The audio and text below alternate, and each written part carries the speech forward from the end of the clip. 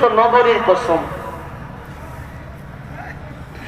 ওয়াতুর সিনিন, তুর পাহাড়ের কসম। দুইটা জান্নাতি ফল, পবিত্র নগরী আর তুর পাহাড়, চারটা দামি দামি জিনিস। এই কারণে আল্লাহ দামি জিনিসের কসম খাইছেন। কসম খায় কি বলেন? লাকাদ খালাকনাল ইনসানা ফি আহসানি তাকওয়িম।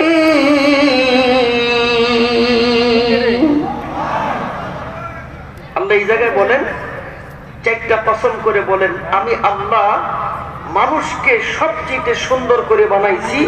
আওয়াজ দিয়ে সকলে জবান খুলে মোহাব্বতে জোরে কোন সুবহানাল্লাহ। আল্লাহর কথা আপনি সুন্দর, আল্লাহর কথা আমি সুন্দর।